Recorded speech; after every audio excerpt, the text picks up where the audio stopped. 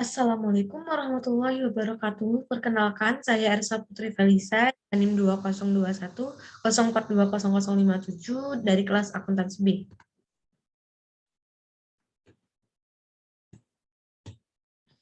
Pada presentasi kali ini, saya akan membawa judul pengaruh corporate governance terhadap financial distress dengan kinerja keuangan sebagai variabel moderating. Di Indonesia, reformasi corporate governance diawali dengan berdirinya KNKG pada 1999 sebagai respon terhadap terjadinya krisis keuangan di Asia. Berdasarkan teori agensi terdapat dua pihak, yaitu pihak agen dan pihak prinsipal.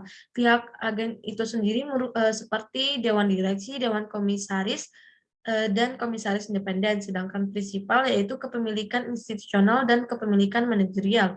Menurut teori agensi, agen memiliki tanggung jawab untuk membuat keputusan yang terbaik bagi prinsipal. Kesalahan keputusan oleh agen dapat menempatkan perusahaan pada kondisi yang buruk seperti terjadinya financial distress. Dikarenakan adanya perbedaan hasil penelitian atas keterkaitan corporate governance terhadap terjadinya financial distress, dalam perusahaan memunculkan asumsi bahwa terdapat variabel lain yang mampu mempengaruhi terjadinya financial distress seperti kinerja keuangan. Corporate governance merupakan suatu mekanisme atau sistem yang mengatur, mengelola, serta mengawasi pengendalian kegiatan dengan tujuan meningkatkan nilai perusahaan dengan memperhatikan hak dan kewajiban pemangku kepentingan sehingga terciptanya keseimbangan antar pihak yang terlibat dalam jalannya perusahaan. Pada penelitian kali ini terdapat 12 hipotesis yang dapat dilihat di layar. Penelitian ini bertujuan untuk membuktikan hubungan pengaruh variabel bebas terhadap variabel terikat. Oleh karena itu, penelitian ini bersifat kausalitas dan penelitian ini menggunakan pendekatan kuantitatif.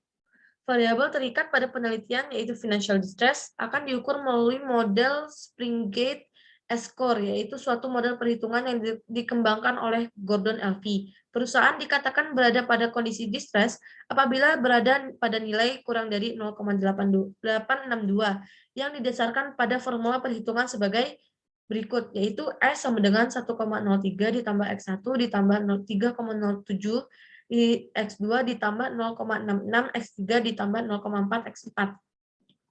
Variabel bebas dalam pada penelitian yaitu corporate governance, di mana indikator pengukurannya sebagai berikut, yaitu kepemilikan institusional yang dapat dihitung dengan jumlah saham dimiliki institusi dibagi dengan jumlah saham yang beredar dikali 100%.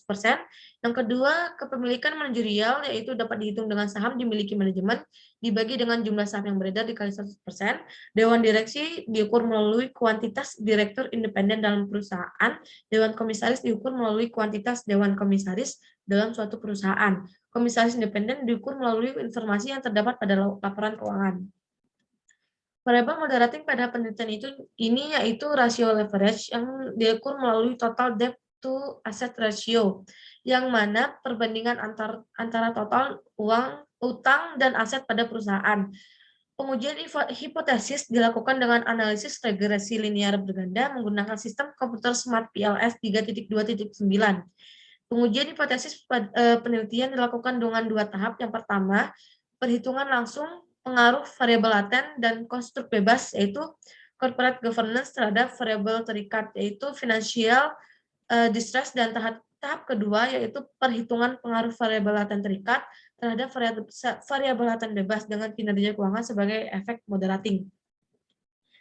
Pada penelitian ini terdapat 12 hipotesis penelitian dengan skema dua hipotesis utama yang diikuti oleh 5 hipotesis turunan berdasarkan indikator variabel bebas dan hubungan pengaruhnya dengan variabel terikat, serta kaitannya dengan variabel moderating. Dalam penelitian ini terdapat satu variabel konstruk terikat, yaitu financial distress, satu variabel konstruk bebas, yaitu corporate governance, dan satu variabel konstruk moderating, yaitu kinerja keuangan.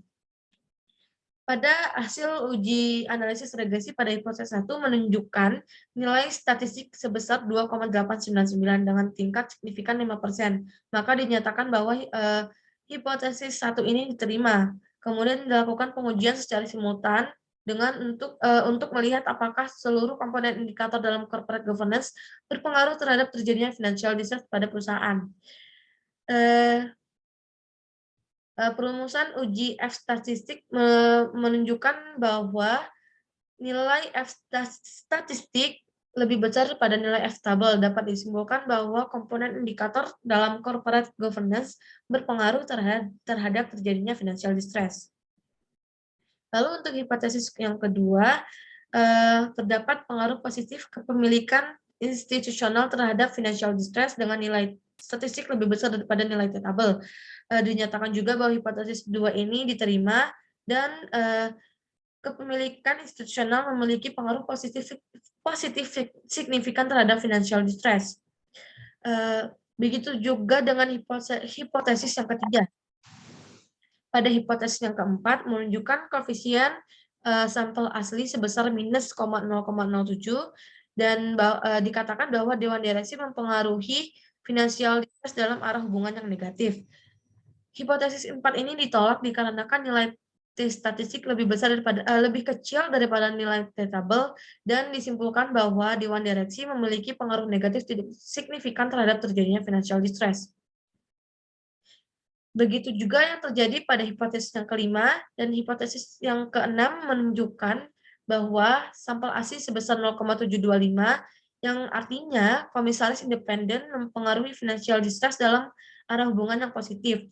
Hipotesis 6 ini dapat diterima dikarenakan nilai statistik lebih besar daripada nilai tabel dan dapat disimpulkan bahwa komisaris independen berpengaruh secara signifikan dengan arah hubungan positif terhadap terjadinya financial distress. Hipotesis yang ketujuh menunjukkan bahwa hipotesis ini ditolak dan dapat disimpulkan bahwa variable leverage menunjukkan pengaruh moderating secara positif tidak signifikan terhadap variabel laten terikat. Untuk hipotesis 8 ini ditolak juga seperti hipotesis yang ketujuh dan dapat disimpulkan bahwa leverage memiliki pengaruh negatif tidak signifikan dalam pengaruh variabel laten bebas terhadap variabel laten terikat.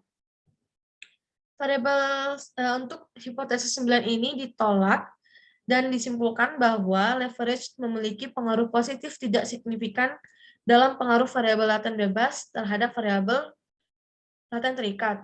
Untuk hipotesis 10 ini juga ditolak dan disimpulkan bahwa leverage memiliki pengaruh negatif tidak signifikan dalam pengaruh variabel laten bebas terhadap variabel laten terikat.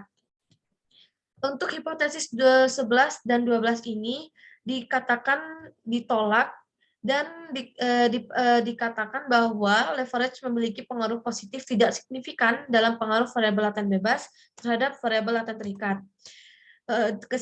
Kesimpulan yang dapat ditarik dari penelitian ini yaitu corporate governance berpengaruh secara simultan terhadap terjadinya financial distress. Yang kedua, kepemilikan institusional, kepemilikan manajerial, dan komisaris independen berpengaruh positif signifikan.